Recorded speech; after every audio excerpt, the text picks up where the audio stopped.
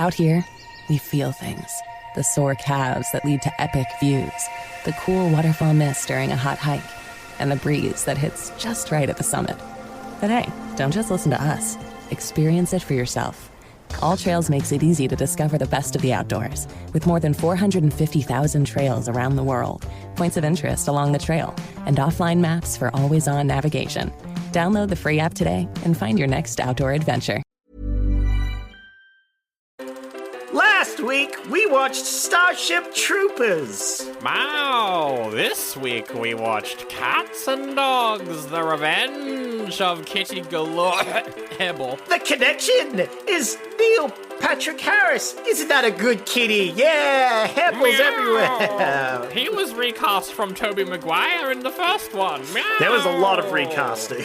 And recatting. Meow. Meow, indeed.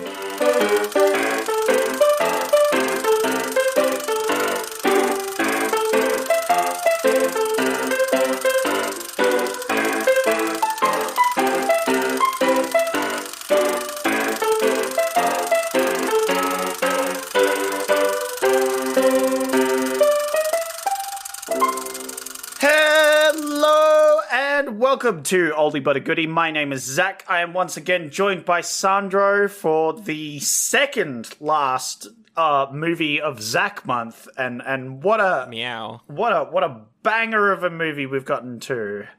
I don't know if you can say second last week of Zach month when there's only 4 weeks in the I feel like if it's if we have 5, that's okay. But we're just past the Sandro, halfway I think point. you're barking up the wrong tree here. I think you're I think you're very catty about my responses. You know, meow.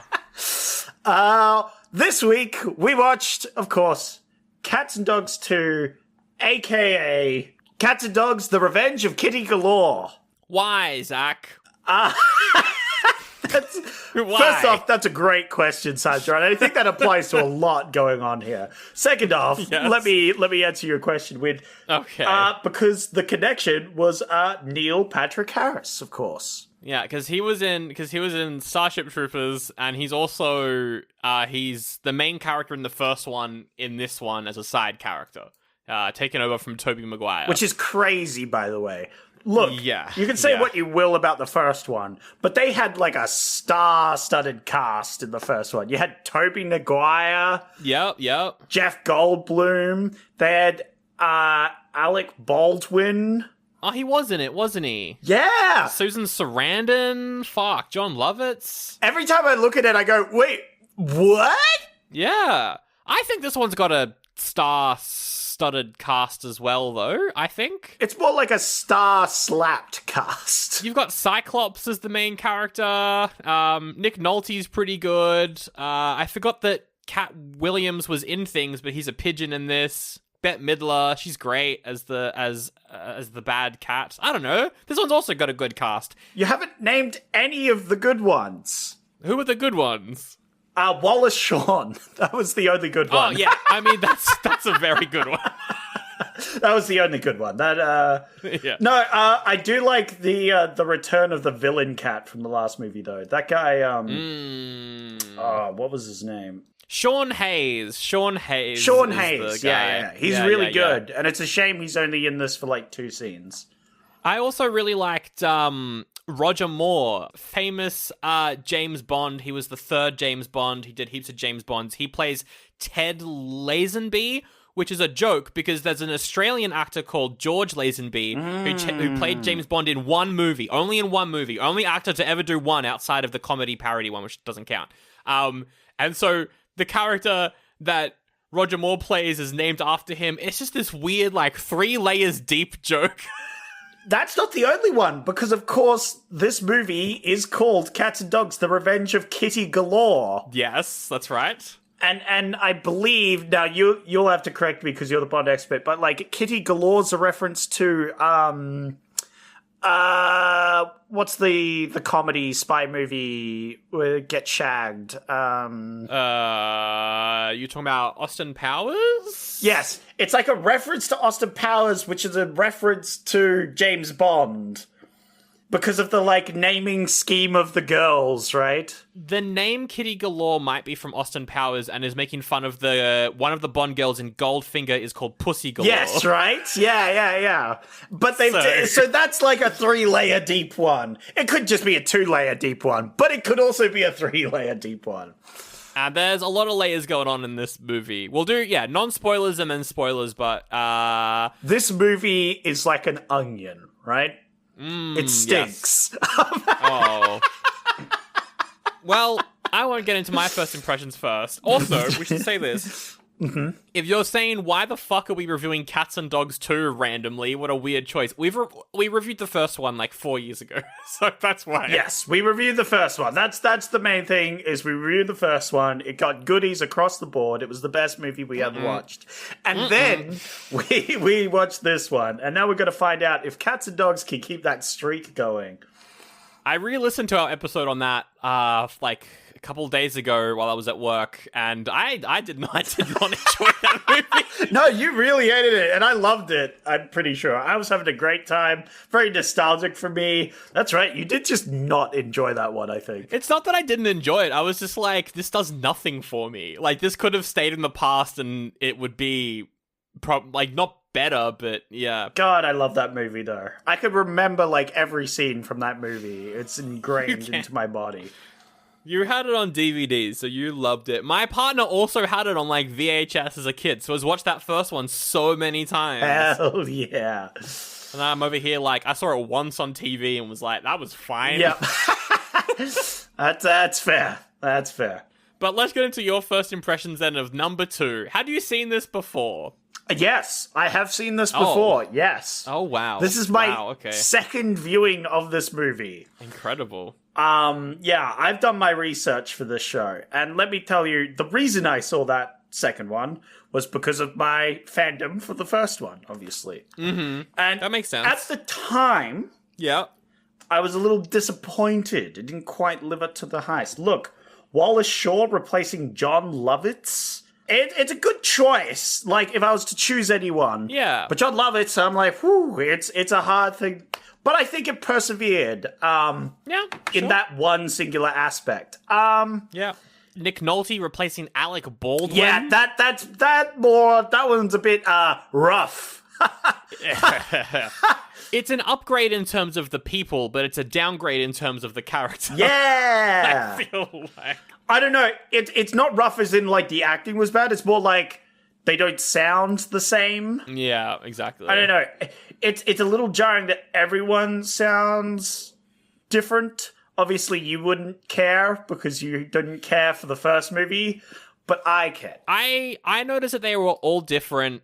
Again, aside from obviously Mr. Tinkles, who's the same. Yes. That's the same guy. Very distinct. For everyone else, I was like, they sound different. I don't care, though, so I'm just gonna watch the movie. Yeah. I did care, though. So it was a little jarring. And I'm gonna say it wasn't great. It wasn't amazing. Some would even say it was bad at times. Okay. But I think in this, movie, the second one, I would say it's a bit of a number 2 in that aspect. But within the number 2... within the dog pile, as it were, there are some things which I think are slightly redeemable. Yeah, okay. I still think it's bad, though. Fair, alright. Yeah. What did you think? Well, as someone who thought the first one... I don't think the first one's bad, I just don't care for it. It doesn't really work for me. You needed to be there at the time, I felt. You know, it was a movie of its time. I was, and I rejected it. I was there at the time, and I was like, I don't care for this. Well, you needed to be there at the time and have good tastes. That's true. That's true. But, I mean, you knew me at that age. That wasn't going to happen. That's true. You're too busy watching Smallville. Oh, hell yeah, dude. Smallville? Respectable. Yeah. I wonder if he's going to say he's Superman this year. Nope, he's still the red and blue streak. All right. Well, that's fine. Look, as someone who... the first one, I think...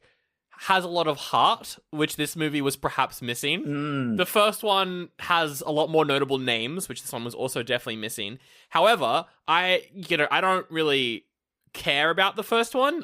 It doesn't affect me that much, and so when I'm watching these movies, all I want is some jokes where I'm like, haha, that's pretty funny. And I don't think this movie is as good as the first one. Okay. But I also don't think this is that much of a downgrade at all outside of the cast. And the lack of human characters really annoyed me as well. But this is not...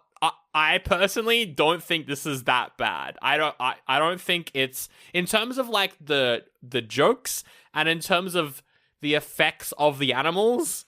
And in terms of the plot, I think this is as good as the first one. Boo! Oh my god, you can't say that, Sandra. That's disgusting. That's filthy. The fact that you would even... Oh, that's heartbreaking. That's right. I don't think it's as iconic as the first one, though. Like, thinking about it... No, not nearly as iconic. There aren't that many, like, action scenes. Like, as racist as it is, there's no ninja cats in this one. Yeah, that's true. You know, that's a very memorable moment from that first movie. And, like, wrecking their house and stuff like that. Yeah, I think the problem with this movie is not just the lack of human characters, but any characters. Well, that's also very true. Also, it's propaganda. Not only is it propaganda, it's dog propaganda, which is the worst sort of propaganda. Yeah, well, I think that's why there's a lack of human interaction, because they tried to avoid that and just be like, he's a cop dog, so he's a good boy, and he attacks people, right? Yep.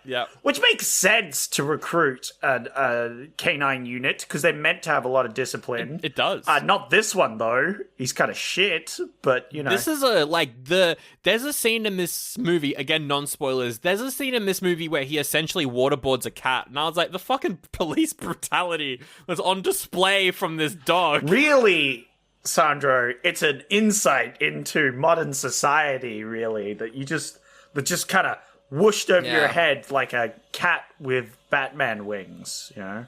Also, it's incredibly ironic that the dog is played by James Marsden, who essentially made a career after this outside of his movies that are more aimed for adults. In all of his movies aimed for kids, he's the human acting against a CGI creature, like in Sonic. Ah, true. In Hops. So it's interesting seeing it the other way around. I thought that was very funny. I was like, haha. He's the animated animal in this one. Yeah, no. It is funny that James Marsden... There's popular actors in this, you know. Like, It isn't the worst. It's just not as star-studded, you know? Yeah. I mean, the reason I picked this entirely was because I looked at Neil Patrick Harris to see what movies he had done. He hadn't done a lot, but he had done this one, which I was like, That's very funny. So I picked it as an option, and then that was a landslide pick, and I was like, ooh. There's so many good movies that he's in, I think. Nope. Not really. Actually... He's in a few good ones. He's definitely a TV guy, I think. Yeah, but it's definitely like still in that era of like he's a TV personality. Yeah. And like they didn't mingle as much with the movies. Nowadays, I think it goes a lot more across. Yeah. I think it was just rarer back then. Yeah, I agree. I feel like though he does a good job replacing Tobey Maguire, but also why is he in this? It doesn't make any sense based off the ending of the first movie. Yeah. It's also infuriating because it's very out of character for Lou. Look, as a big fan of the Cats and Dogs franchise, I'd like to point myself as a... Oh, really? I bet you haven't even seen the third one, Zach. You know what? I haven't, because I respect the first one too much. And I hated this one. But, like, the fact that Lou went and got a desk job did very much irk me, because his character's like, I don't want to be sitting around doing spy stuff. I just want to play with my kid. Yeah. So in my canon lore, the kid must have died. Well, I mean, this movie seems to take place quite a few years after the first one. Yeah. Right? So, like, maybe the kid's old now. Also, I had a thought. I was watching the trailer for the third one, which takes place 10 years after this, and I went, what a great movie. Oh, shit, every single animal from 1 and 2 is dead. It's been 10 years. Yep. And I got really sad. There's no way Butch is still around. That's no way. They're all dead. I was like, why didn't none of the characters return? And then I was like, oh, it's 10 years later. Oh, no. That is so dark, actually. That's great. Oh, dear. What else can we say that's non-spoilery? I will give it... Here's some credit for this movie. And this was the big thing I think this movie did right, which the first one did not do. Ooh. That this movie did right. Oh, I think I know what you're going to say. Yeah, you know what I'm going to say, which is the fact that there were some good cats in this movie. I don't know if they played... I don't remember the first one being this racist towards cats. This one is so... No, this one's lax compared to the first one, Sandro. Okay, this alright. one's lax. The first one's worse. Bro, the first one's all about man's best friend. They literally have a cutscene where they're like... Even since ancient Egyptian times, dogs have been man's best friends and cats have been humanity's enemy. And it's like, oh, okay, well, this is definitely done by dog owners, clearly, you know. Yeah. And it has like an animation where the cats get fed to crocodiles in the Nile. Oh, I remember that. Yeah. It's great. But it's like, there's not a single good cat in the first movie, which is a bit unfair to cat owners. Yeah. Whereas in this movie, they like put in some lore. It's like, hey, there's also a cat HQ. The cat HQ doesn't work with the dog HQ, but there is one, and they do good for the world as well, which is like, oh, that's cool. I like that. I'm glad they're adding that. Yeah. The bad cats are just basically cat terrorists. So that's pretty much it's not all the cats are evil. It's these specific cats happen to be really mean. Yes. Which could be an allegory for something. But I mean, yes. The hatred of cats is inherently misogynistic. Yeah. So, and it's weird. Yeah. It's weird that they don't have a dog villain yet. Like, surely you have them working with a dog. Like, you could have the whole mirror thing of like, oh, we've had to learn to work with this cat. And it's like, oh, you could have a surprise betrayal as well. That would be really... I think the problem and why they wouldn't do that is because, like, cats are, as a bad guy, they make more sense to, like, animate them in fight scenes, whereas if it's a dog versus other dogs, it's gonna be so brutal. Oh, well, you don't have him fight as a dog. You have him, like, as one of the tech dogs, right? That works. You know, sure. The little one that's been called ugly or whatever, right? And then he's like, haha, I built this super mega tank, and now you have to, like, bite off the tank. You don't have the actual dogs fighting each other, because, as you say, that would be a little fucked up. That would be like, you'd have to do it animated, and it's like a Lion King, lion v lion, like... Yeah. It would be a bit too brutal for an animated kids film. That's very true. But I'm just saying, like, so far we've only had cat villains, and I feel like, you know... Yeah. We need some diversity in our villains. Not all cats. Hashtag not all cats. Once again, in Cats and Dogs 3, the villain is a parrot. So, you know... Or it's a macaw. I don't fucking remember. I saw the trailer and I got sad, so I don't recall anything from it. That's fair. I also saw the trailer and got sad, but for different reasons. I think as well, like, it's interesting in this one because there's so many lines of dialogue. I've got one written down here where someone's like, where I come from, we don't work with cats, we chase them. And I'm like, on paper, very funny that a dog would say that. You read into it, though, these dogs are fucking racist. They're so fucking racist. These fucking dogs, man. There's a big racism thing, but then they're brought together through the power of friendship and maybe a weird romance thing. Dude, I don't know. There was way too much chemistry, I think. That's the problem there. I was like, I agree. Wait, are they going to have a romance? No, it's a These writers need to chill. Yeah, I agree. It's probably all we can get out of non-spoilers, though. I don't think there's much else. There's some funny jokes in this. Oh, I'll say the opening credit sequence was amazing. Yeah! And made me, it made me go, like, the first maybe 5 minutes, because you got the cold opening with Fred Armisen, and I was like, that's so fucking funny. That whole part was so funny. That was really stupid. It was pretty great. And then...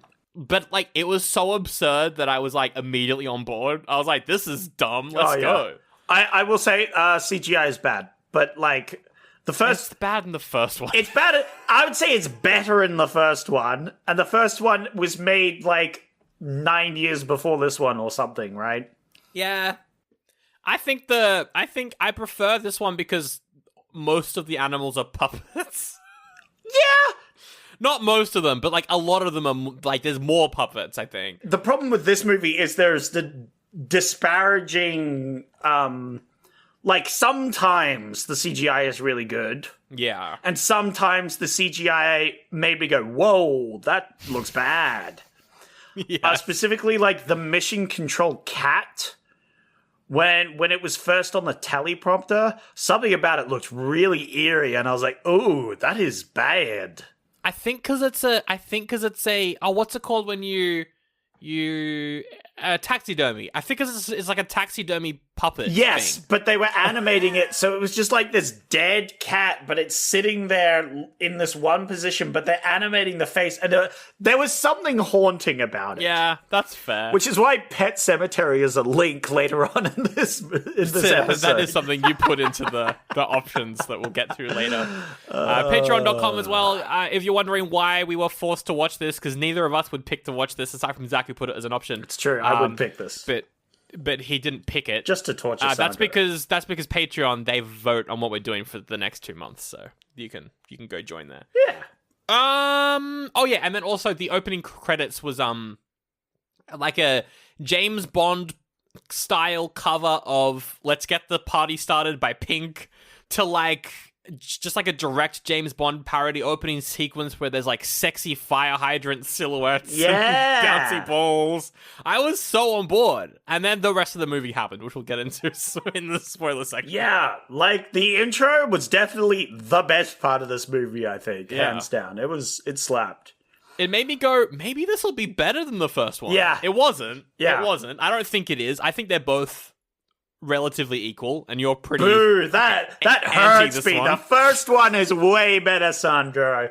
The first one's great. The first one's iconic. I think it's the quality, and it's. I don't think it's the second movie's fault. Let me be clear. I think the second movie had zero budget compared to the first. They had more. No. Yeah. It had about $25 million more. This cost $85 million. This was a big movie when it came out. This one was huge. Went to fucking IMAX in 3D. This is a disaster. Which is surprising because it's only 70 minutes long. Jeez, that's another thing. This movie was very quick as well. It's because they just didn't really have anything for this movie. This movie, like... Yeah. I don't want to dunk on the writers. I think the writers did fine jobs in a lot of aspects, but, like... The story, the plot was just like a worse version of the first one, right? That's fair.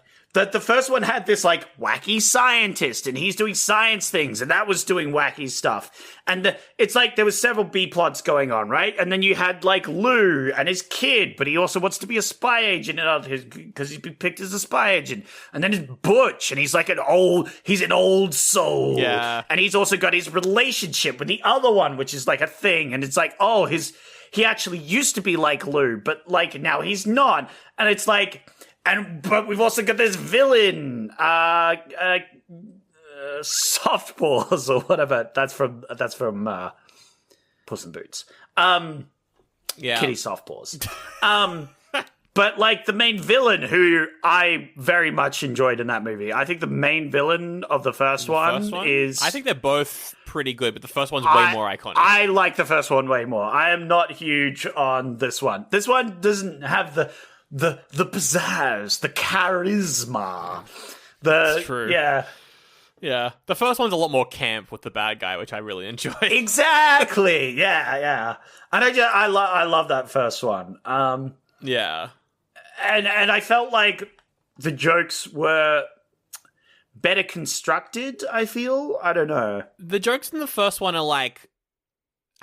It's written like a comedy movie. Yes. Where it's like they're set up and then you get the payoff later. Whereas in this one, it's just like, here's a funny joke. Yeah. Now here's the next funny joke. You know? Yeah. And I think that's more because this one feels like it's aimed at a younger audience than the first one. Really? I think they're both aimed for the same audience, No, which is I think 6-year-olds. No. Because I think the first one was like 10, 11 maybe. I don't know. Because you got the whole thing with the kid and his dad, right? And the relationship there. And going to the ball game, right? They're playing soccer. And he's like, come on, go to the ball. And it's like, it's like an 11-year-old because it's like a kid that likes dogs, right? Yeah. He likes his dog and wishes that his dog could talk, right? And that captures your imagination. And you go see this movie and it's like, whoa, pets could talk, that sort of thing. A bit like Toy Story, right? Yeah, for sure, I see it. I don't think Toy Story is aimed at 6-year-olds specifically. I think it's aiming for that middle range of like... aiming a little bit. Well, because it's got more plot. If you're 6, all you need is color and movement. Right? So. Yeah, that's what I mean. Like, you aim for around 10. Yeah. Because then the 6-year-olds will still enjoy it, but also maybe some older will enjoy it. Like you aim for that range. Yep. Whereas I feel this one's aimed range was lower and around 6-year-olds. That's fair. I disagree, but I also don't disagree at the same time. So yeah. That's my personal feelings. As I can remember the first one, like implicitly, I am correct and you're wrong. So I think you're just nostalgic, and that's fine. Yeah.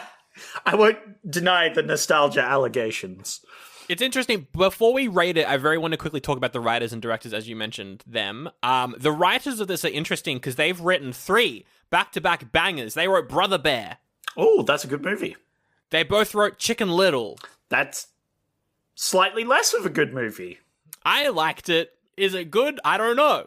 Probably not. I like it, though. I liked Chicken Little when it came out. I do not think it's a good movie. It's a weird movie. I'll give it... It's a weird movie. It's an interesting movie. I think it has an interesting plot, at least. More interesting than this movie. Hey, Starkey, what do you think of Chicken Little? Greatest movie of all time.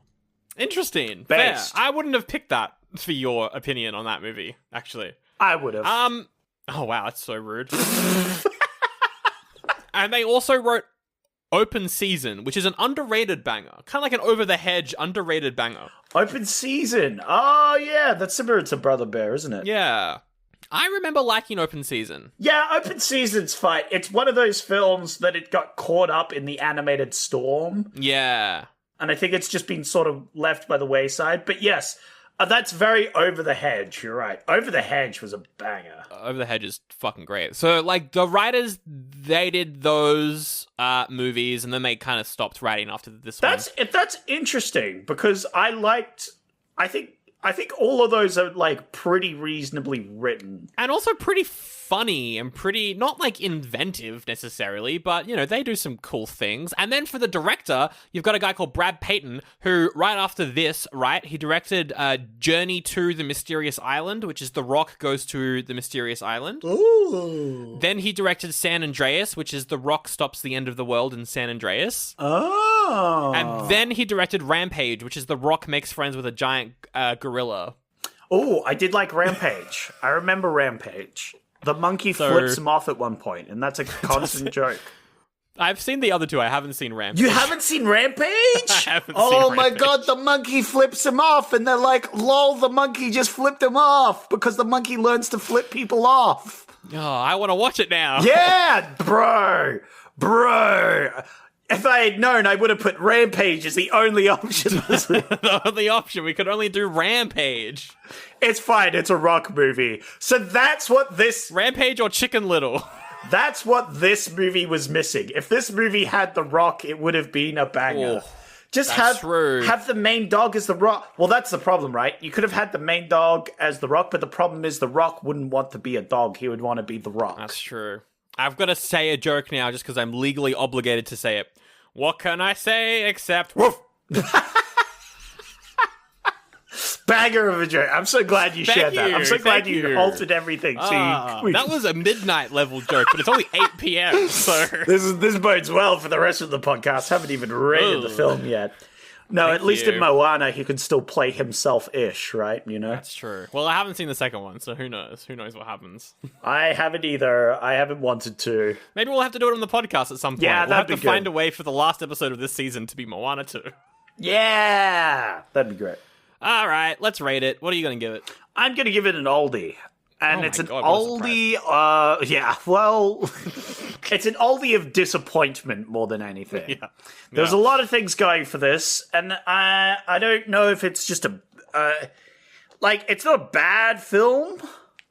It's just like, I'd rather watch the first one, you know? I feel like, you know, there's just a lot missing from this one. It feels lacking. Yeah. And everything. I liked the spy themes, and there was a lot of good ideas that just weren't expanded upon enough, and the bad ideas got too much screen time. And I thought the villain was very meh compared to the first one. It was just there was a lot against this film, and it's a shame. Yeah. Because it's like the characters I did like barely got any screen time, and like the stories weren't as solid. Like, no one has any relationships apart from, like, it's like the main character, and they have to try and get along with the cat, and they get along, and that's the plot. Yeah, that's pretty much it. That's the character development we get. We get zero other character development in this film, which I think in the first one there was like several characters developed. There was the human characters. You mentioned the human characters. You got the main character. You got like Butch. Yeah. You got like even the villain. The villain's psychic. Like more of a character. Like they all had like an arc in their each individual stories, right? Yeah. That's true. Whereas only the main characters of this, and it shows because of the runtime, right? I think if you get this half an hour and like maybe like several more characters with arcs, like maybe the pigeon gets more of an arc, right? You have. I mean, this is the same length as the first one. They're the same length. They're both 80 minutes. That's crazy because the first one has so much more going on in it. That's very true. Yes, this is very true. And I will keep simping till Sandro admits the first one was better. Maybe like a smidge. Just a smidge. That's fair. I'm going to give this also, it's an oldie, obviously. Yeah, I'm not going to give this a goodie. But I don't think it's that bad. I think it's kind of boring, but the jokes are good enough that they kind of kept me in. But also, there's some stuff in this movie where I was like, I'm bored now. And then I went on my phone for like 2 minutes, and then there was like a funny gag or some random comedian showed up, and I was like, oh my god, it's that guy. And then kind of brought me back. But yeah, I think this movie is missing human characters, obviously, because I don't care. If to be honest, unless this is animated, I don't care. Unless there's like at least one main human guy, you know what I mean? What? No, you don't need human characters. Like the point is that the animal characters are acting like humans, right? Not for a CGI, but like photorealistic movie. If this is Secret Life of Pets, not that style of animation, but if it's 100% animated and then there's no humans, I'm fine. But I hate the CGI talking dog mouth stuff. I think it's more so that this one had worse CGI, and I will stand by it that this one had worse CGI than the first one. You go back and watch the first one and compare it to this one. I just think it looks way more uncanny at a lot of points, but it's only for like points. I'll have to check. Yeah, like. Wallace Shawn's character, the like henchman dude that only got like one scene, his mouth is like really weird looking in this, and it's very off-putting to me. That's fair. And I think you don't need humans. Humans are stinky and poo-poo, and you're wrong, and you don't need them in the film. Although it would have been nice to have like the main like human guy like do something, you know? Yeah, the cop guy. I agree. Or the magic guy do something. Like, yeah, I like that actor for sure. Yeah, there was a lot of like the humans doing stuff in the first one because the whole point is it's like we got to protect the humans. But in this one, it was just like we're protecting the humans and they're there. All right, let's do stuff around them. That's pretty much it, yeah. Which I think, comes down to this was 9 years after the first one, which is your main problem there. Main problem. Yeah. I agree, though, that there probably should have been some more human aspect to this one. At least one or two. Chuck him in there. Also, I want to mention that this song features Eye of the Tiger, so I could have connected it to robots, and I chose not to. Yeah, I heard it, and I was going to mention, this Eye of the Tiger gets played, and I'm like, oh my god, you could have picked this one instead of Masters of Disguise. I think this was in there for a bit, and I went, I've got to narrow it down. I had like six movies, and I went, I've got to narrow these choices down. Anyway, Yeah, I would not blame you for cutting this one. let's do some taglines. This is one of those movies where there's one main poster, and then every character gets a poster with their own tagline. So I'm going to give you the main tagline, and then maybe some highlights from the other posters, and you can kind of guess which character is which, and that could be fun. But thumb up or a thumb down for just like real spies, only furrier. Ooh, that one didn't age well, I feel. You know what I mean? Why? Because it implies that the main characters are just furries. I didn't get that at all, but that's very interesting that you would. Yeah. I mean, Sandro, this is a movie about animated pets. Like, you gotta think of the furry community when it comes to this, you know? See, my first thought was I've seen Sean Connery without his top on before, and that's a hairy boy. So I don't know. I don't know if it's more furry. Are you a furry now because of that? That's true. I'll give it a shaky mid thumb. Yeah, doesn't that's excite fair. me.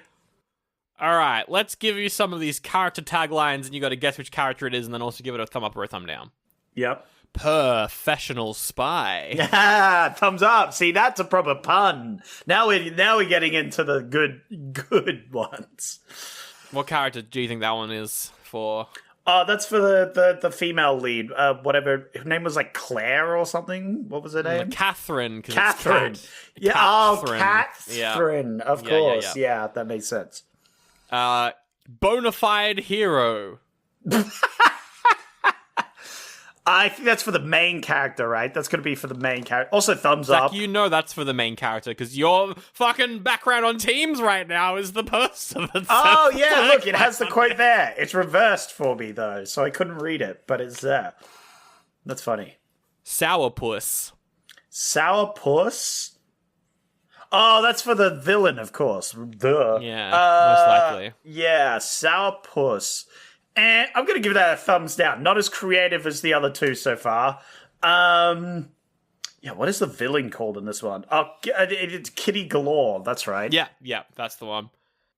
Positively nuts. Thumbs up. Best one so far. That was... Yeah. I would give that a stretch if that was a link. That was rough. Say it again. Positively nuts. Is that for Brutus? Is that for whatever his name? Butch? Is that for Butch? That's for Mr. Tinkle. Oh, it features Mr. Tinkles. That's crazy that they used Mr. Tinkles because he's in 2 scenes in this movie. Yeah. I think they're 2 of the better scenes in this movie. For sure. I loved the reference. It was very funny. And I think it was great. I wish they'd used him more. That's annoying that he was on the poster because he was barely in this film, which sucks. Yeah, he gets like a Silence of the Lambs poster thing. Yeah. Which is funny because that's the thing they do. Thumbs up, I guess. Yeah. Yeah, for sure. And then the final one, stool pigeon. Say again. Stool pigeon. Stool pigeon. Yeah. I don't think I get that one. I don't either. Well, a stool pigeon is like, it's like a police, it's like someone who like rats to the cops. Oh, right. No, I get that now. That makes sense, because that's what he is. He's a little rat. He rats them out. Yeah. Yeah, he's definitely going for a Beverly Hills Cop sort of vibe. That's fair. He's definitely going for like a Eddie Murphy, I feel, you know? Did you get always that vibe? talking and kind of annoying. Yeah, right? Yeah. There was a little bit of that in there. He was one of the better ones, I feel, of like an Eddie Murphy type. Yeah. I was surprised. I don't mind. So that's Cat Williams. I don't mind him when he shows up in things. I'm like, he's cool. He's mainly like a stand-up, so he doesn't really do many. Yeah, things. That makes sense. He was fine in this movie. I was surprised. I thought I would find him way more annoying than I did. But yeah, I'll give that a thumbs up, I guess, you know? Yeah, that's right. I didn't understand the reference, but now that I do, I'm like, yeah, that's all right. That's cool. So, actually, no, I'll give it a shaky because Ah. it's just a statement. It's just a line. It's like the other one. That's the thing. All these taglines are kind of boring. So No, I like the pun ones. That wasn't a pun, though. That was just a statement. that's fair. The puns are good. Cats and dogs. Well, howdy there, it's me, Sally McSeller. I'm an American, and this is another ad. Now, you might think that my favorite time of year is mid-June, because that was when Independence Day was released in theaters, and as an American, I think it's an incredible movie. But no, you'd be incorrect. My favorite time of the year is the start of June, because that's when Sandro and Zach begin their Cage-orama series over on Patreon. They kicked off the series this year with National Treasure 2. Here's a clip. But level of cageness, yes. So, the scene in Buckingham Palace where he's having a big old argument with Diane Kruger, that's full cage. That whole scene Yeah, is full he goes. cage. I was not expecting him to go steer into gear full cage because he just starts screaming in a lobby, and then the guard comes over and he's like, "Oh, poppycock, crumpets and periwinkle," it just starts mocking him. Which was so funny. I don't think I've ever seen Nicolas Cage do a British accent before. It was great. Yeah. Wow, that episode sure sounds like a great start to this year's Cage-orama. 3 months of Sandro and Zach watching nothing but Nicolas Cage movies over at patreon.com/Oldie Buddy Goodie Pod, where you can also get ad-free episodes, and for free, you can vote on the movies that the boys review here on the main show. Now, speaking of free, that's how I'm gonna watch Independence Day, because it came out 29 years ago today, so I'm gonna go watch it today, and I'm gonna pirate it. That's right, I'm gonna go steal the Independence Day movie. That was a quote from the first National Treasure movie. Fuck, I'm an American. Yeehaw!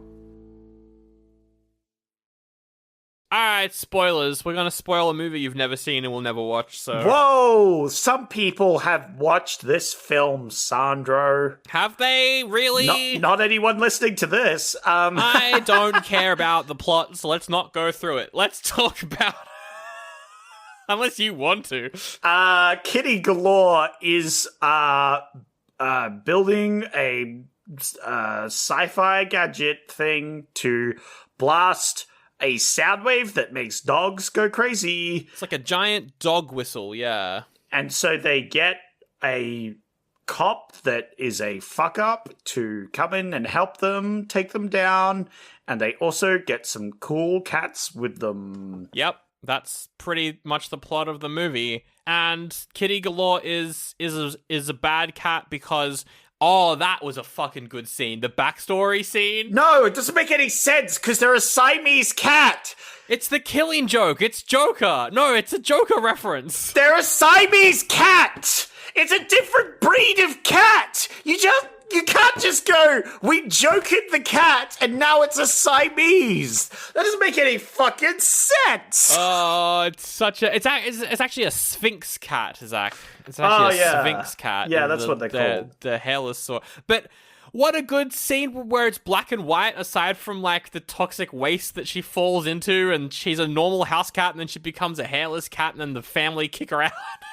I feel like that's the least original thing that they could have come up with. Yeah, it's the Killing Joke. It's Batman the Killing Joke. It's the exact backstory of Joker. Which is crazy. It's such a random reference. This movie's riddled with references, and it's not the worst background for a villain thing. It just wasn't very creative. Well, I mean, but the whole movie is a Bond movie. The whole movie's her plan. I thought was great because it's a Bond movie. Yes, yeah. Plan. The plan in the first one makes more sense if you're making a movie about cats and dogs because it's cats trying to make all humans allergic to dogs, which is a great idea for a plot, but that one's actually smart, whereas most Bond movies are not, and so this one... Well, yeah, right, but Mr. Tinkles, or whatever his face is a better Bond villain. And I will say this because all the Bond villains are sophisticated aristocrat. They're very calm and content until shit hits the fan, right? For the most part, yeah. They try and put on an air of I'm Mr. Important, right? It's oh, Mr. Bond, you fool, you've fallen right into my trap, right? I think there was a little bit of that in this. Like, the first scene with her with, like, the mouse. There's a bit, but she's more just unhinged. Yeah, that's true. Yeah. With the mouse is good, right? And if she spun around on a chair, stroked the mouse and go, yes, you've fallen into my trap. And then, like, traps go off and she's like, I think I would have been more on board. Yeah. But she's actually just like Jared Leto Joker. I mean, for most of it. Yeah, that's what they set her up as well. I did like, though, how she had claws, which is a parody of Jaws from James Bond as well. That was fun. Yeah. Who's actually just a robot, which is such a good... No, it isn't, Sandro, actually. Because half of the jokes early on was that cat wanted to eat the mouse, right? Yeah. Her mouse pet. Yeah. But then it's revealed later on it's a robot that she invented. So did she program it to try and eat mice? But she doesn't want him to eat mice? Is she just insane? I don't know. I've got no clue. I like the idea. To be fair, the idea of robot cat thing, that was fine. I liked that reveal. That was all good. It just doesn't make sense. I liked how it looked like shit. Yeah, it did not look good. But it's a fine idea. It's just... Yeah, this movie needed a bit more time to breathe, and also it didn't make sense with that mouse gag, right? That's fair. Unless she programmed it to eat mice, which she could have. She might be crazy. She's like, yeah, you're going to try and eat my mouse, but I'm going to stop you, and I'm just going to torture this mouse. Yeah.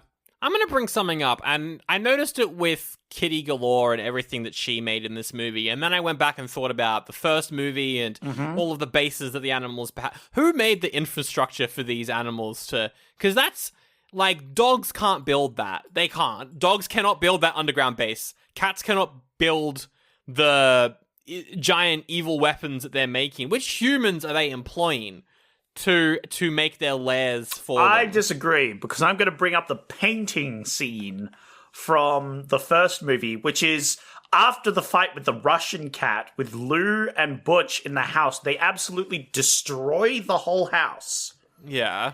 And then they have to get the cleanup squad to come in and clean up the entire mess and paint that. And they manage to do that before the mum gets back from her shopping trip. That is the... Yeah. There's no humans involved in that scene. We see a dog with a paintbrush leaving the house at the end of that scene. So it's implied.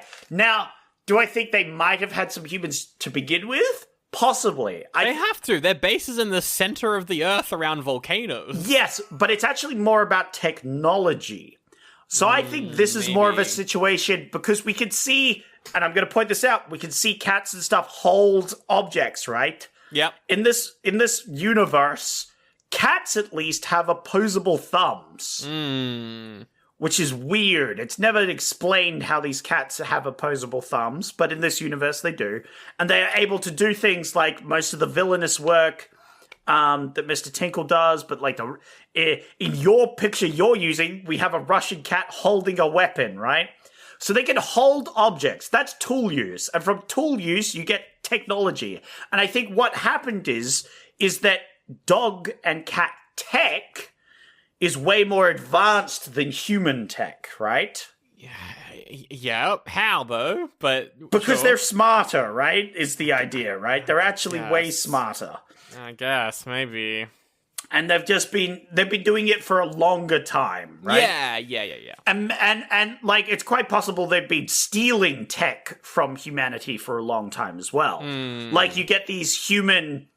tech bros and other things for the CIA, all these things. They're doing all these tech advancements, the army or whatever. Although if you tell an army person that their tech's advanced, they'll laugh at your face. But the idea is they've got all this secret technology that the government's hiding, right? Yeah. But they have maybe a cat or a dog as a pet or whatever, and they take it home. And so... But the dogs, they're sharing it all with their spy group, right? So they just have the most advanced tech possible. That being said, I think they stole it all. Yeah, that's what I'm thinking as well. I think they murdered a whole bunch of people and stole the bases. Oh God, that makes sense. That makes a lot of sense. Or alternatively, and more likely, the humans that had these stuff all died. And the dogs just took it over. So, a secret Russian base that was abandoned after the war, right? Dogs take it over, conceal it up so the humans can't find it. Boom. There's your secret dog base. What? I'm trying to think if there's anything else in terms of the villain. Oh, and she's also the cat of a magician. Because her whole thing is like, my human family kicked me out, so I want to kill all dogs and humans as well while I'm at it, I guess. And so, but she's got a perfectly good owner. The magician guy is great.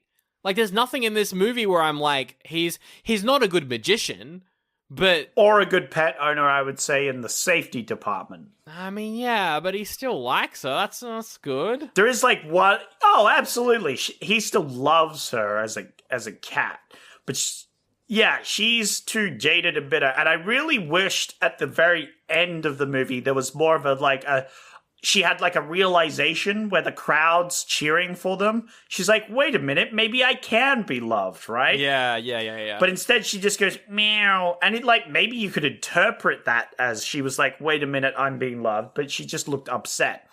Well, there's also two ways that you can interpret that. Because at the end of the first one, Mr. Tinkles is not sent to prison. Mr. Tinkles is sent to live with a crazy old cat lady. Which is very funny. A great joke, 10 out of 10. Not just the crazy old... It's the caretaker of the man he used to belong to, which he was using to manipulate people and other things, the resources. Yeah. He gets taken by the caretaker home to her, like, aunts and sisters who all look, like, similar. And they're all like, yeah, Mr. Tinkers! And it's very funny because the ending credits are all photos of Mr. Tinkers Mr. Tinkles in different costumes.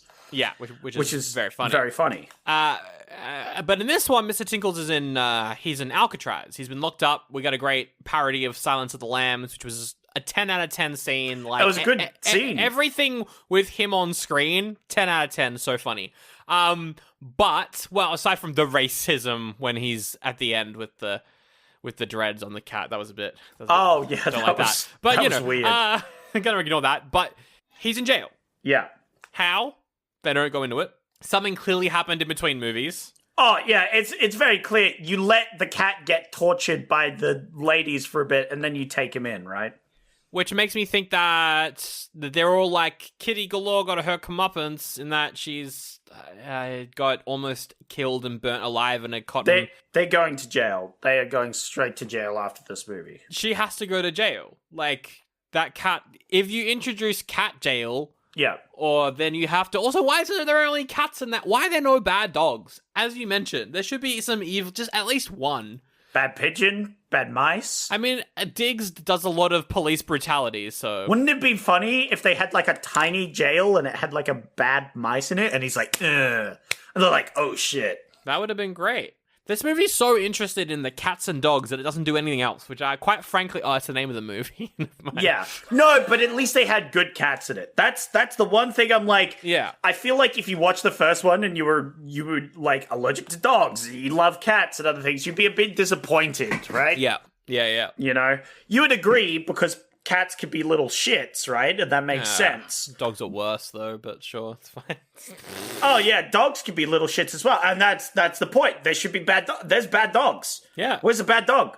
There should be a bad dog. Have a plot twist. Diggs does do a lot of police brutality, so he is a bad boy. Yeah, he's a bad dog. I would agree. He's a bad main character. I didn't like him. I was like, this guy's a piece of shit. At least Lou had an excuse, right? He was a literal puppy in the first movie. He's right? a good main character. In this one, I'm like, I don't care. Yeah, he's meant to be a police dog, but he's just a shit police dog, and he's a shitty spy, and quite frankly, a shitty main character. I agree. Didn't care for him. I agree with this. Also, I want to quickly mention we do have two recurring human characters in the movie, but one of them is the police officer that he belongs to, I guess, which is Dick Grayson from the 90s Batman movies, Chris O'Donnell. And his plot is, I love my dog. Oh, my dog got impounded because it blew up a car dealership. Oh my god. I want to adopt my dog. The cops won't let me. I've got a wife and I got a kid, but instead of taking care of them, I'm going to go find my dog. And that's kind of his whole story for the whole movie. Yeah, I think he still takes care of his kids and stuff off screen, but I mean, yes. definitely, but I just like, you got to take what's on screen as what's happening, and it seems like this guy doesn't care about his family and only wants to go looking for his dog. No, he does not give a shit about his wife or his kid. He's just like, my dog. I mean, big dad energy. I'd say it's true, fair for sure. enough, Yeah, definitely. Dad doesn't want a dog. 5 minutes later, dad and the dog. Yeah, that's true. And the other recurring character is Kernan Shipka from the Sabrina TV show, is a kid, and she's like, I see dogs that can talk. Yeah, that's funny. They torture a kid throughout this movie because one of the animals forgets it's the pigeon. The pigeon's dumb, and so he talks to the kid, and the kid freaks out. Yeah. And so then throughout the film, this kid keeps showing up while they're doing crazy shit, and she's like, Mom, look, the crazy thing. And then when the mom turns, they're not there. It's like, it's a classic. It's a classic. It is a classic. Anyway, some fun That stuff. poor kid, though. Gonna need therapy. Yeah, definitely. Okay, what else? Spoiler. Trying to think of other stuff that happens. The pigeon's around. There's not much to say there. We've already kind of talked all about the pigeon. What about the like two cats that show up on the boat, right? Oh, the McDougalls. Yeah, the McDougalls, right? Because that's what the first film did. It introduced some like mini boss characters to fight. There was the Russian cat. That was funny. There was the Chinese cats. Very racist. Very racist. Or agreed. Japanese, I guess, because they're ninjas. I don't even know. Just random Asian cats. Yeah. Right? Like, there was these villains that keep getting sent to them. We really only had the Douglas twins. The McDougal. The main characters are the one pushing the plot forward. Like, in the first movie, it was like a tower defense, you know? Yeah. Where the enemy would send waves, whereas in this one, we're actively going out to fight things. That's very true, because I think, like, the first one, and the reason why, like, it doesn't have much heart, but the reason why it has more heart than this is because it's, they got to defend the house, and they got to defend Jeff Goldblum. Yeah, the house of the home of the... and you got to defend the kid as well. Like, yeah. There's this whole relationship between the kid, and then the kid gets kidnapped, and you're like, oh shit, like, the stakes get raised. It's a lot more... Well, it's a lot more personal, but this movie has higher stakes, which is the world will end. Oh, absolutely, but it feels way less personal. It's not like a globe-trotting spy movie, because it's all set in, like, the one city. But again, they go to Alcatraz, like, they go places, they're country hopping around, you know what I mean? So it's like, the scale's too large to care about anything. I just wish the main character was, like, better at their job. You know what I mean? Yeah. I wish they were more of a competent lead that, like, has a habit of fucking up, right? So they're a good police dog, but they have a habit of being, like, too zealous, and then, like, eventually fucking it up because they don't follow orders. Yeah. Because they, they're usually out there kicking ass, I wish they kicked a bit more ass during this film, but they were kind of lame throughout. Yeah, for sure. And so then it would feel more realistic that they recruited him as a spy, but he's bad with authority. Like, you could have your good spy character, then his flaw is he's bad with authority. He doesn't follow orders, right? Yeah. And that's what gets him kicked off, is because he doesn't follow orders. Yes, he saved all those people, but he also blew up the building. Like he doesn't follow orders, and it's a problem. Definitely. I did like the very end, though. Like, the action in this isn't great. There's, like, the jetpack sequence that was fine. They're all flying around on jetpacks to chase after the bird.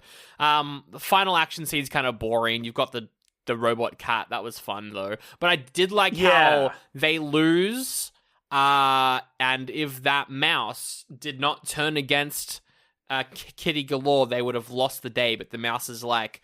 the mouse is like, I'm done being your pet. I'm gonna betray you, Kitty Galore, and the mouse kills her or whatever. That was great. That was a good plot moment. That was a good little that was good. And again, I liked that the cats are good in this. I liked Catherine. I thought that was fun. That's +1 for the mice. Yeah, definitely. Do the mice have their own spy agency? No, it isn't. The mice, it's interesting because in the first movie, you might remember that the mice were teaming up with the cats because they were Yes, because they were going to get Australia. they were promised the entire continent of Australia. Yes, which I do was remember that. very funny, by the way. I think that's a great plot line. Because the mice are spreading disease and other things, but it's never shown that they have their own, sort of society and secret. I think they definitely do have a secret agency, and it's one of those things where it's like you've got the level, you've got like the cats, right? And they have a good secret agency, but it's not quite as organized as the dog one, which is the dog ones, Yeah. because they're all about defending humanity and whatever. They're devoted to that sort of thing. But then you've got this is the CIA, the Black Ops, even the dogs don't know about it. But there's like the mice Black Ops spies. Yeah, exactly. Which they're in the shadows always watching, sort of thing, Yeah. I think there's definitely that, and they're underground. They've got secret hideouts in the dogs and cats bases that they don't know about, I think that's what's happening. Yeah, it's kind of like the dogs are the thieves guild, and then the cats are the Dark Brotherhood. You're gonna go for an Elder Scrolls. Yeah, that's not at all. It's not at all correct. Yeah, but what are the mice then in that situation? What are those demons from the other plane in Skyrim? The Draugr? Yeah. The mice are the Draugr. There you go. Yeah. Perfect. Why not? That's good. Oh, if they introduced magic into this world, that would be hype. That would be pretty cool. I think that's everything to mention. I don't think there's a whole lot left to really dive into. We really didn't talk much about the movie itself. The episode's already like an hour, so I think we're good. Yeah. This episode's nearly longer than the movie. It is. So really. Very close. There was some things like there's the whole like the cat's afraid of water thing. Yeah, but that they did that in the first one, I think. So, or at least a little bit. Not as much as it was in this. It wasn't like a character point, but Yeah. Not Kitty Galore. What is it? Mr. Tinkles does not like having a bath. Yeah, that's like, right. Oh, that's what Mr. Tinkles, you're very smelly. It's time for Mr. Tinkles to take a bath. Oh, I liked the cat carrier tank.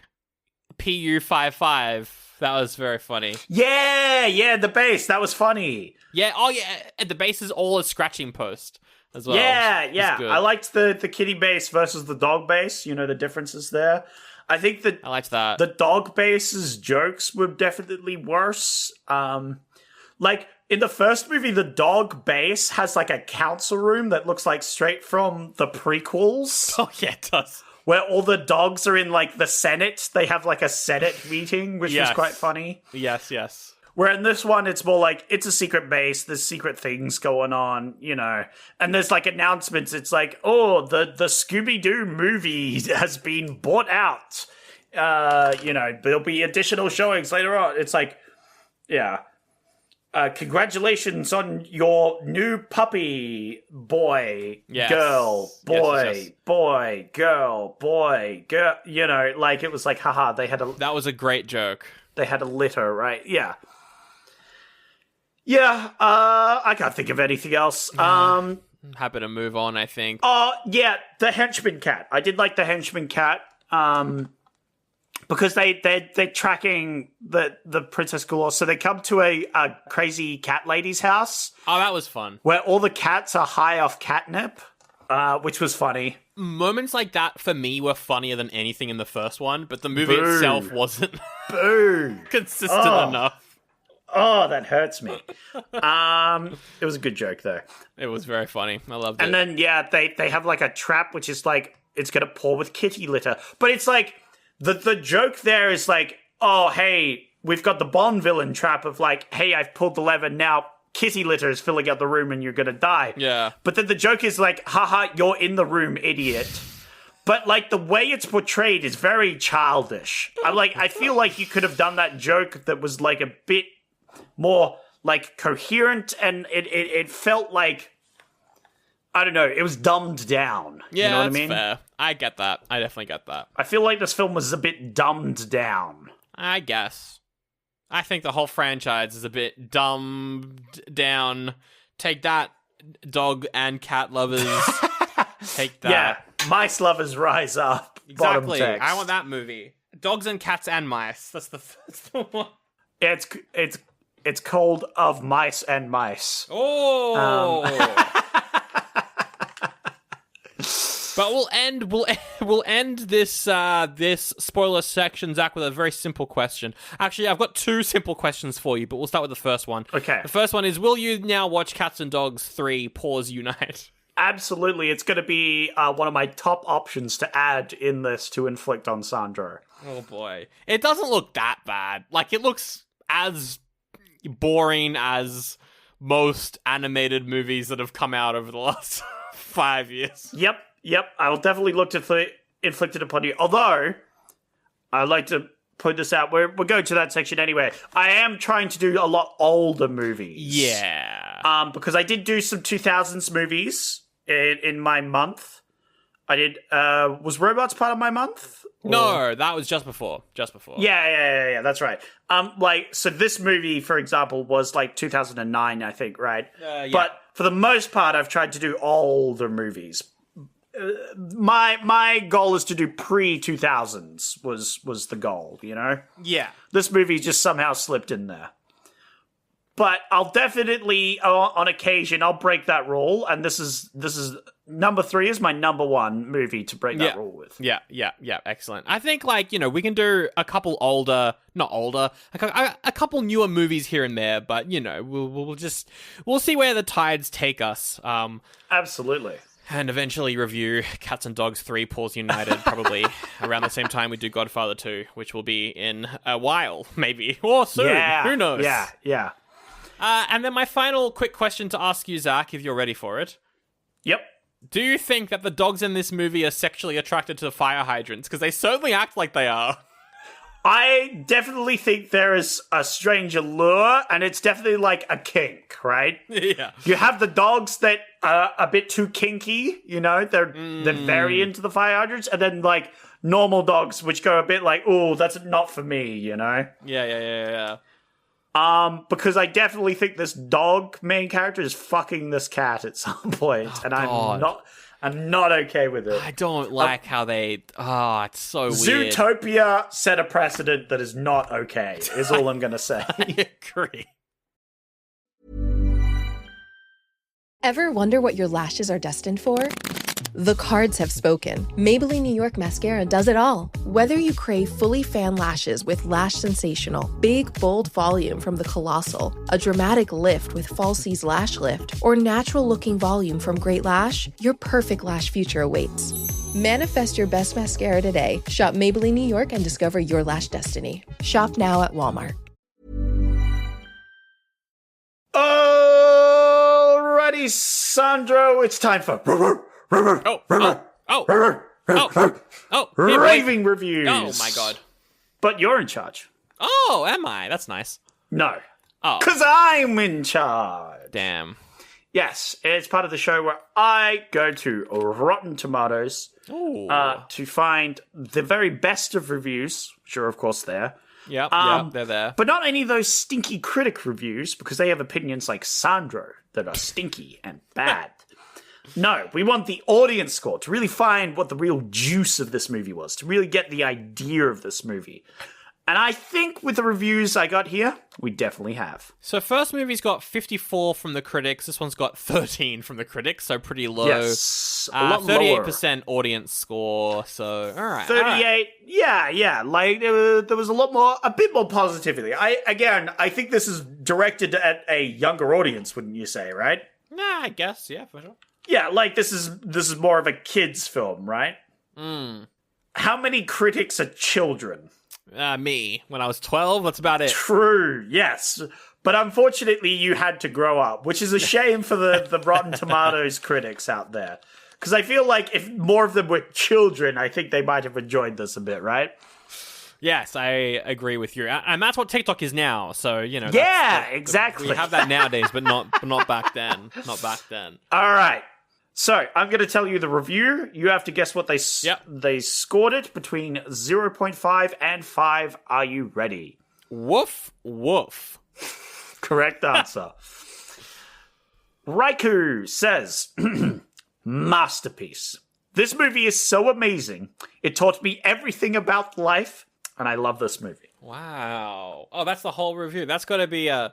If that isn't a 5 out of 5 meme review, then it's a 0.5 meme review. So I'm gonna put my money on 5 out of 5 though, and it's a meme review.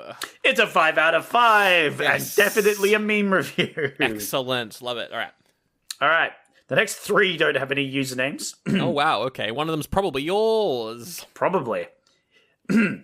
Yeah, it's not really funny. It's cheesy, and it's overall not a good movie. Yet, I have to say, I have a sort of guilty pleasure. Oh. It's a sort of guilty pleasure, I should say. That's fair. It is for me as well. I'm never going to watch it again, but I didn't hate it. I don't know. That's probably I'm going to go for let's go 3.5. Ooh, you rated that really highly because it's a 2.5. Oh. It's very middle of the ground. All right. You know, Yeah, it's yeah. a bad movie, but it's a guilty pleasure. You know, it's a very middle of the ground. Definitely. All right. Yeah. Remember, it got like a 38%, right? That's you know, true. you got to think about It's that, still- right? It's still pretty negative. And someone gave it a 5 out of 5, so there has to be some more negative reviews, right? Yeah. Yeah. We have the next one that says, even the cat lovers are sad about this one. No, I'm happy. I'm happier about this one because there's some good cat representation. So, I'm feeling catty about that one. I'm gonna give that one a bloody 1. Ooh, it's a 2 out of 5. Okay, all right, not bad. Yeah. You know, they're sad, but they're not, you know, devastated. You know, they're not angry, you know? Yeah. They're happy that they got some representation, but they're sad it's a bad movie, you know? Yeah, that's what I would be as well. Yeah, if I yeah, thought yeah. that. We have... do I really need to explain anything? Question mark. Brackets D. D, D. D, E, F, very close to F. 2 stars. It's 2 out of 5. Oh, well we done. got it. Spot There on we with the go. D. Yeah. I thought I'd need to bring in one of those reviews that had a little thing in there for you, you know? Because it really makes you think. It does. It really does. And then finally, I had a review by George. George is my favorite, by the way. George is my new favorite person. I knew from the title and the rating, this was no ordinary kids' movie. I laughed. I cried. I saw the face of God appear from the soulless, empty void of a mundane existence. Wow. Wow. Warner Bros., you did it again. The only bad thing was the voice acting. They didn't actually talk like cats and dogs. That's very true. Yeah, they were What a yapping this good whole point. time, but they didn't bark, they didn't meow. It was very lacking. That's a really good point. Yeah, that's very true. It's got to be a 5 out of 5 meme review to wrap it all up. That's a 5 out of 5 meme Yeah, review. hell yeah, there it nice is. one, Sandro. You did well this one. You did Thank well. you. Thank you. Which was my review. Yours is the cat lovers one. Yep, absolutely. all right. Yeah. Even yeah. the cat lovers are sad about this one. I was like, I didn't think that was your one when you read it first, but when it got to that final review and I was thinking back on everything, I went, yeah, that one feels like a Zach review. So Yeah. yeah, there we go. All right, well, there we go. That's the whole episode right there of the Oldie but a Goodie Cats and Dogs 2, The Revenge of Kitty Gaboom Boom. Gaboom boom. Yeah.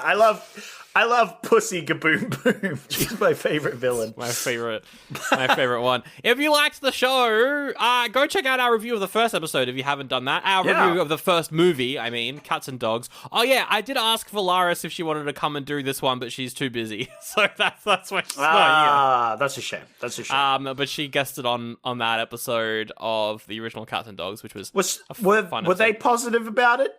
I think she's on the same as you. Like liked it as a kid. So Oh, yeah, that's right. Yeah, we were both a bit nostalgic for it. That's good. it seems like everyone I know was, and I'm just over here like, brr. Yeah, because it's a movie about cats and dogs. There weren't that many back then that were animated cats and dogs themed one. If you had a pet, you are most likely, and a child, you're probably going to watch this movie, right? I was too busy watching Underdog, the TV show, That's not the movie. true. That's true. Not the movie. Not the movie. Yeah, again, not everyone was a film critic when they were 11, you know?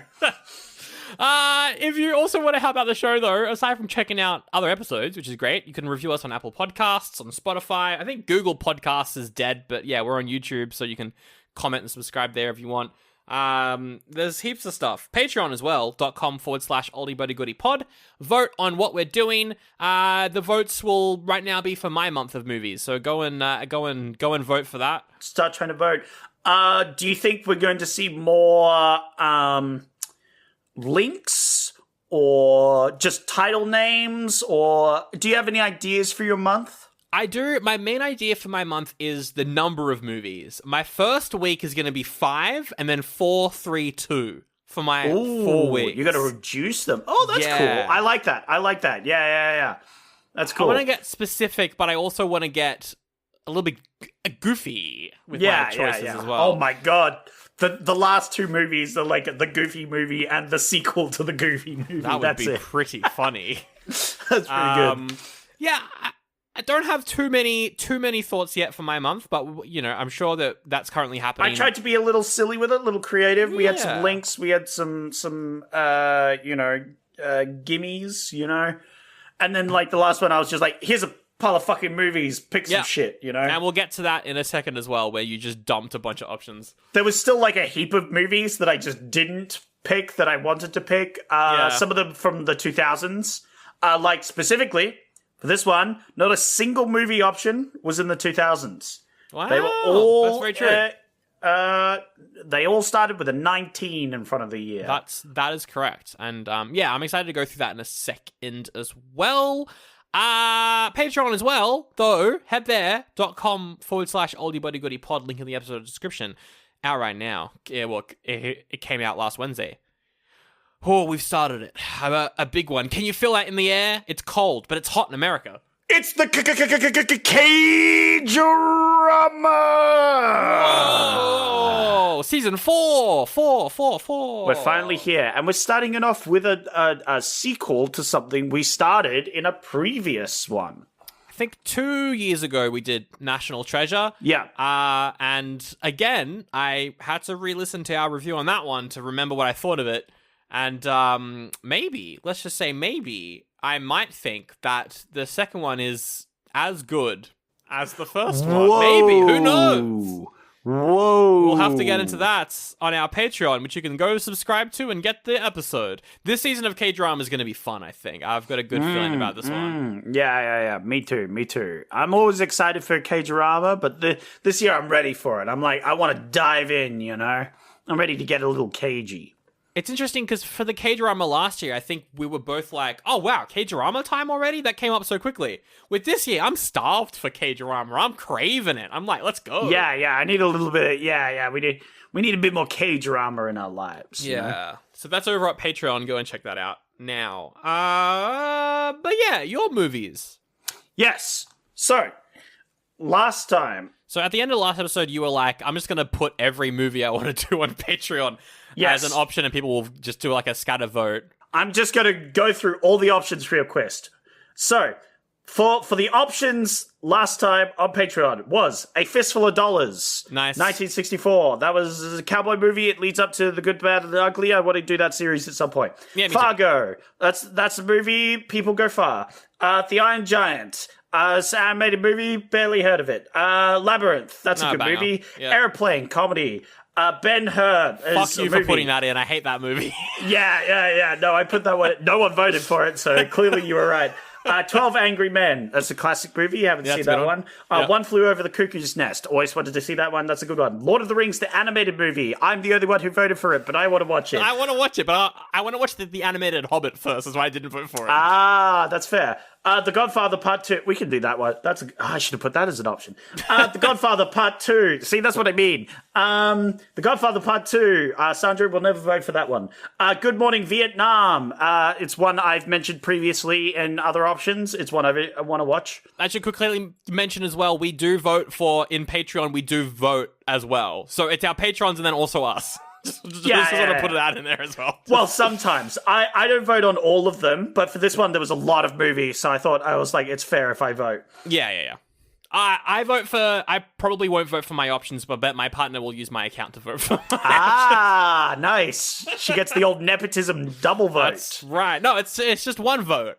Just so that they don't have to make a Patreon account. Sure. I see why these movies got picked the way they did. What? Good Will Hunting. It's all Sandro manipulating That's everything. not true, actually. You don't get any opinion. I would not have let this Patreons. movie win. That's fair. I was manipulating the Hook. system.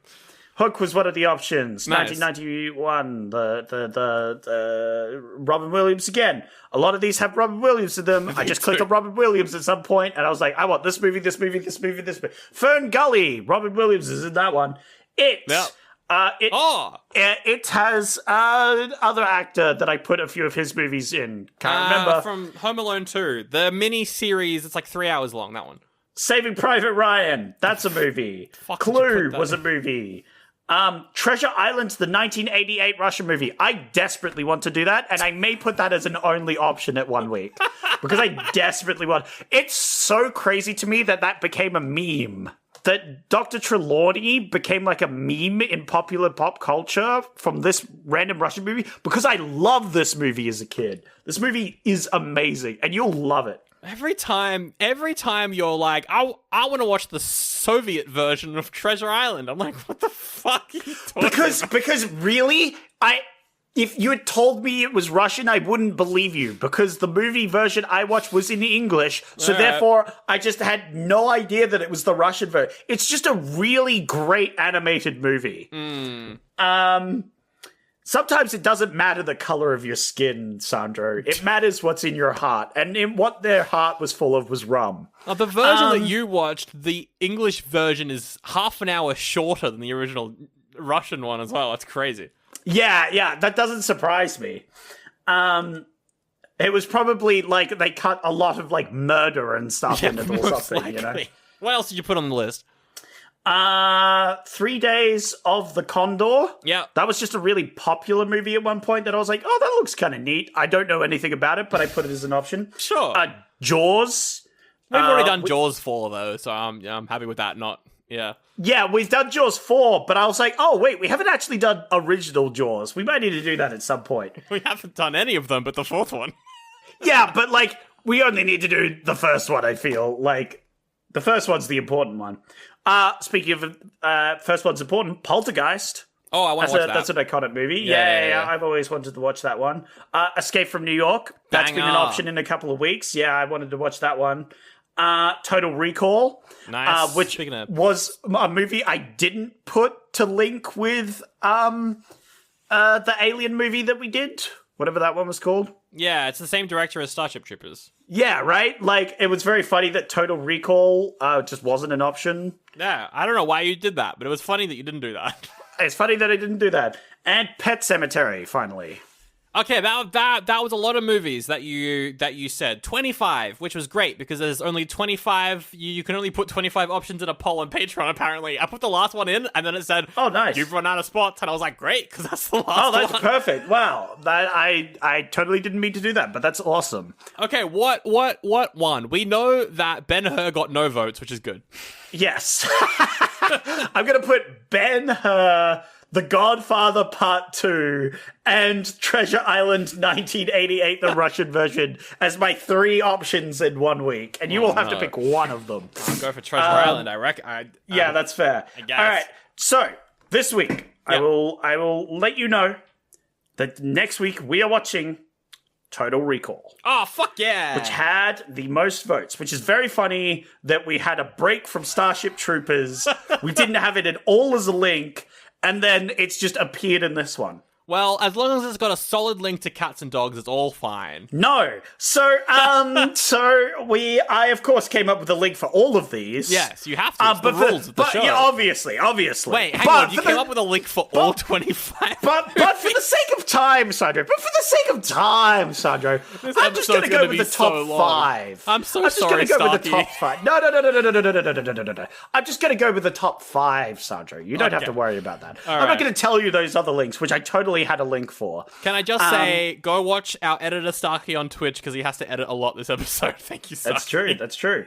No, so I just picked the top 5. Okay, top 5 And movies. the top 5 I chose from was the first one, which is obviously Total Recall. That one won. That one. Second was Hook from 1991. That which had would have one also vote been less really good. than Yeah, Total Recall, which only I think. lost by 1 vote, which is good.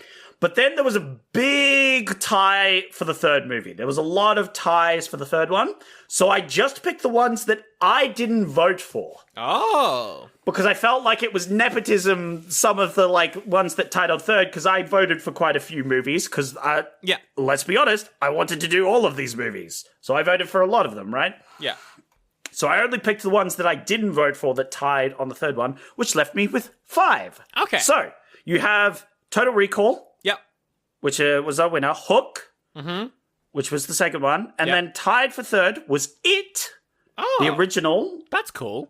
1990. Yeah. I like that one, yeah.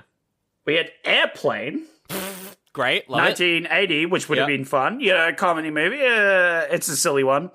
And Pet Cemetery. Oh, also a banger. All right.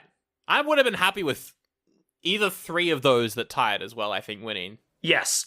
All 3 of these options were really good. I mean, I put them there. I was supporting them. But I wanted Treasure Island to win, so I didn't vote for them.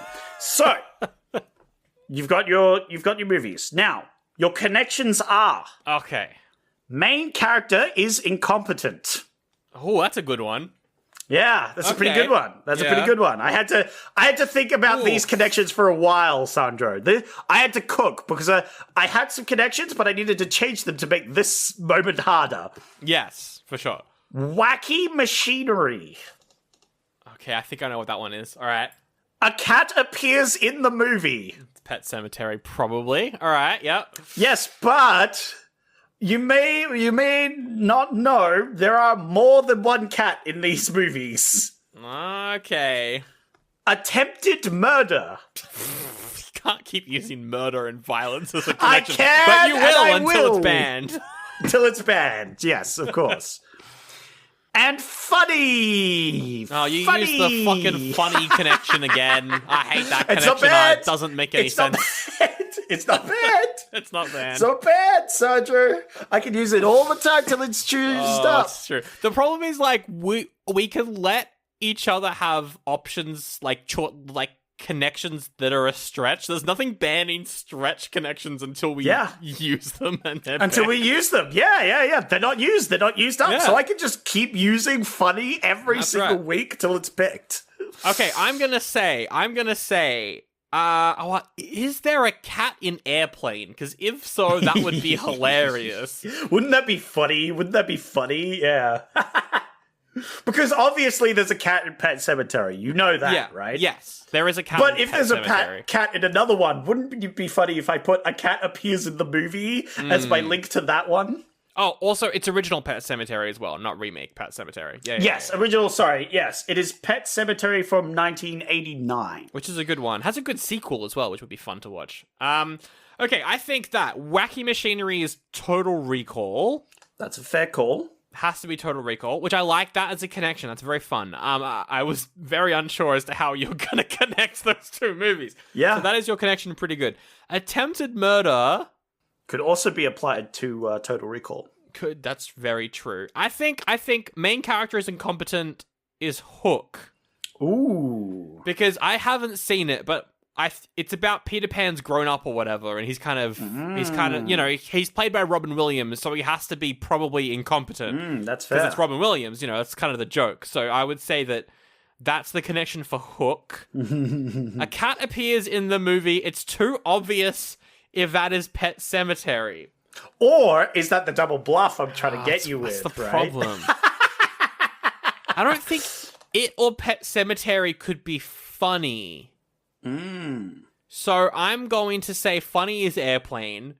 It's a comedy movie. That makes sense, Sandro.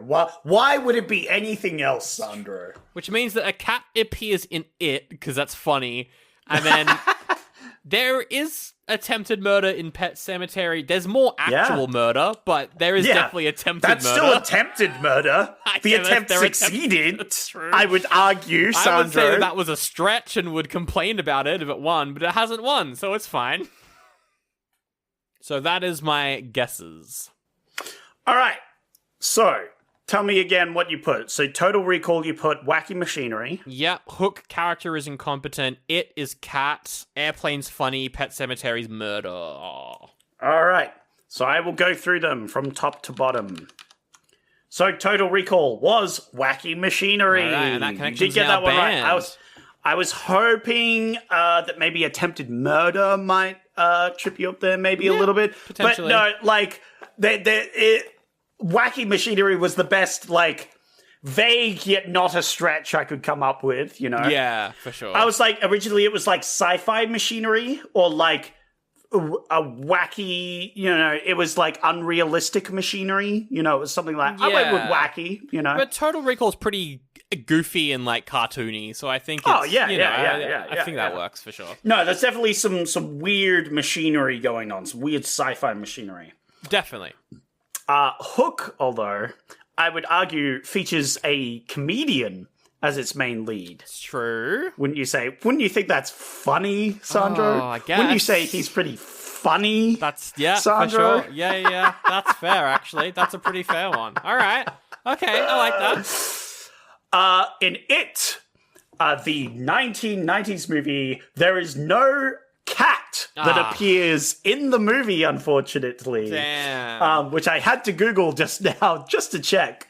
But I thought a cat appears in the movie is very vague, so it would be funny and would trip you up just as it has. It did. Because in It, there's actually attempted murder. Oh, yeah, obviously. Which is also in Pet Sematary, though, which is why the It connection is attempted murder. Yeah. Because specifically there's murders in Pet Sematary. Yes. So that was designed to trip you up, and unfortunately you were tripped up. Okay, all right. And Aeroplane has main character is incompetent. Because it's a comedy movie and everyone's incompetent in that movie. Yeah, I mean, I need to rewatch that to see that connection's good, actually. Yeah. It might be a stretch. Look, that one's a stretch, but it is, from my memory, everyone's incompetent in the movie. Therefore, the statement is still correct. And that, of course, left Pet Sematary with a cat appears in the movie. Because I was originally thinking cats are demonized in the movie. That's fair, but... Yeah, right? Yeah. Because they are demonized in this movie. But I was like, no. We could tweak this. We can make this a bit more fun. Just put cats there in the movie. The Yes. connection is cats. Well, there we go. What a fun time. I don't know if I will, because my connections are going to be a little bit different to how your connections work. So I don't know if this segment will return. Yeah. You can do whatever you want for your month. My connections have been to try and trip you up in this segment. Yeah. You know, to make them a bit more vague, to be a bit more, you know, wacky. But you can mix it up for your thing. You can come up with your whole new segment. We'll see what happens. And so, all right. So I've got to come up with connections to Total Recall. And next week, we're going to review Total Recall Drama Island. Which is going to be a fun time. Oh, hell yeah. Drama Island mentioned. I'm excited for that episode next week. Cool. Yeah. I've always wanted to watch the movie where Arnold's face turns into a tomato. Like, I've seen that image so many times, but I've never watched it. I've never watched Total Recall. And it means that, you know, we've then completed Paul Verhoeven's trilogy of making fun of Americans. So. Exactly. and it was meant to be. It's like we took a little break in between to watch Cats, Dogs 2. Well, we took about 4 years off in between RoboCop and Starship That's true. Troopers. But, like, we got there in the end. We got there. We did. And we'll do that next week. And until that episode, marvelous, when we're reviewing that movie, if you have a cat, make sure that your cat has not fallen into a vat of toxic waste. Yeah, because then it might change its species. Like, how the fuck does that work? That doesn't make any fucking sense. I get the joke. I get the reference. It's like Joker. Yeah, you're having this old Joker arc. Except they're not very Joker-like. And, like, it doesn't make any sense that it changes its whole species. And I mean, would you not recognize your cat if it lost all its fur? You'd just be like, oh, hey, my cat got a disease. I'm taking this to the vet, right? Yeah. I'm not like, ew, this cat's gross. It looks like a ball sack. It does, though. It does. It really does. I'm going to kick it out. You know, no, I'd be like, I mean, I guess maybe they just had heartless owners. Maybe they were like rich and they were like, oh, I have my cat as like a, you know, luxury item. It has to be a pristine cat, like a show cat. Yeah. And it's like, now that it's ugly, I just throw it to the road. I mean, that's pretty fucked up. Maybe I would want to like kill everyone in the world. I mean, Oh my god. I'm just saying the motivation checks out. Not the vat though. That makes no fucking sense.